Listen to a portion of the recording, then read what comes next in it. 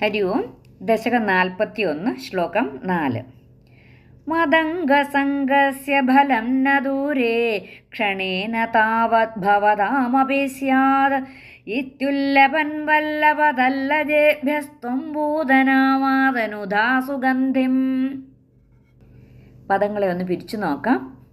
മദ് അംഗസംഗസ്യ, മദംഗസംഗസ്യ, മദ് അംഗസംഗസ്യ, മദംഗസംഗസ്യ ഫലം ന ദൂരേ, മദംഗസംഗസ്യ ഫലം ന ദൂരേ ക്ഷണേന താവത് ഭവതാമപി, ഭവതാമപി സ്യാത്, ക്ഷണേന താവത് ഭവതാമപി സ്യാത് ഇത്യുല്ലപൻ, ഇതി ഉല്ലപൻ, അതാണ് ഇത്യുല്ലപൻ, ഇതി ഉല്ലപൻ, ഇത്യുല്ലപൻ വല്ലഭ തല്ലജേഭ്യഃ, ഇത്യുല്ലപൻ വല്ലഭ തല്ലജേഭ്യഃ ത്വം പൂതനാം ആദനുധാഃ സുഗന്ധിം, ത്വം പൂതനാമാദനുധാ സുഗന്ധിം, ത്വം പൂതനാം ആദനുധാഃ, പൂതനാമാദനുധാഃ,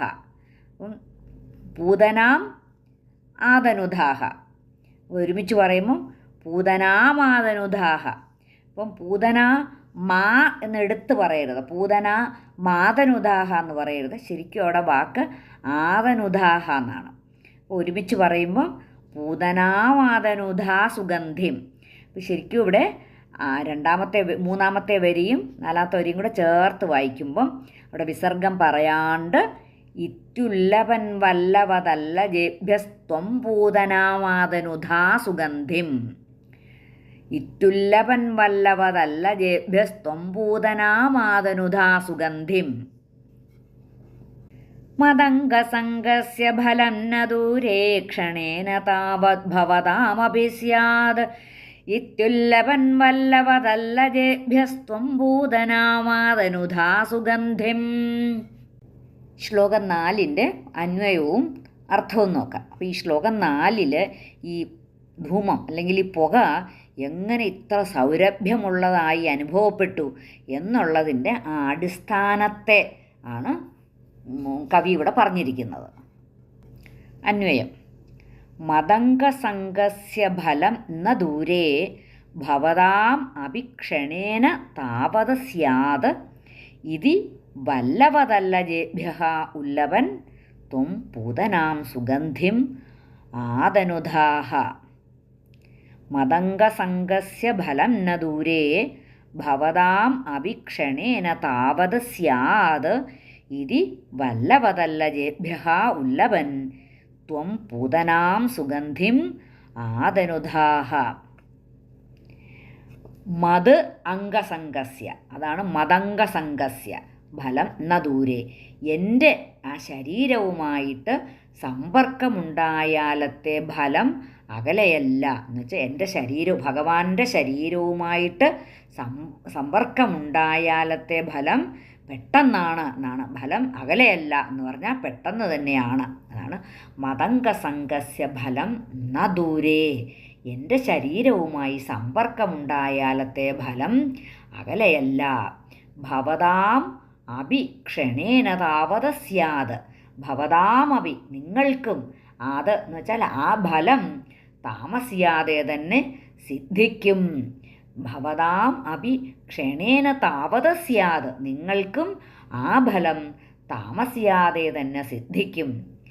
ഇതി വല്ലഭതല്ലജേഭ്യഃ ഉല്ലപൻ, എന്നിങ്ങനെ വല്ലഭതല്ലജേഭ്യഃ ഉല്ലപൻ യോഗ്യന്മാരായ ഗോപന്മാരോട് ഉറക്കെ പറയുന്നുവോ എന്ന് തോന്നുമാറ്. അതാ ആ ഉൾപ്രേക്ഷയാണ് ഉദ്ദേശിക്കുന്നത്, പറയുന്നുവോ എന്ന് തോന്നുമാറ്. ഇതി വല്ലഭതല്ലജേഭ്യഃ ഉല്ലപൻ, എന്നിങ്ങനെ യോഗ്യന്മാരായ ഗോപന്മാരോട് ഉറക്കെ പറയുന്നുവോ എന്ന് തോന്നുമാറ് ത്വം പൂതനാം സുഗന്ധിം ആദനുധാഃ, അവിടുന്ന് പൂതനയെ സൗരഭ്യമുള്ളവളാക്കി തീർത്തു.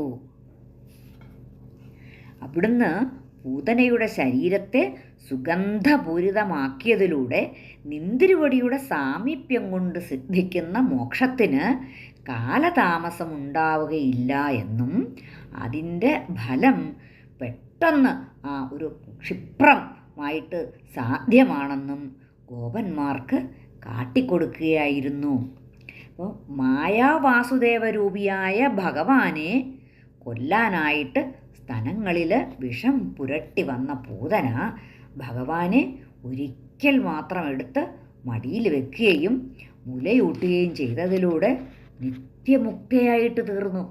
അതുകൊണ്ട് ഉണ്ണികൃഷ്ണനെ എപ്പോഴും കാണുകയും തൊടുകയും എടുക്കുകയും പിന്നെ ലാളിക്കുകയും ഒക്കെ ചെയ്യുന്ന ആ നന്ദാദികളായിട്ടുള്ള ഗോപന്മാർക്കും യശോദ മുതലായ ഗോപികമാർക്കും പെട്ടെന്ന് തന്നെ മോക്ഷപ്രാപ്തി ഉണ്ടാകുമെന്ന് ഭഗവാൻ കാണിച്ചു കൊടുക്കുകയായിരുന്നു.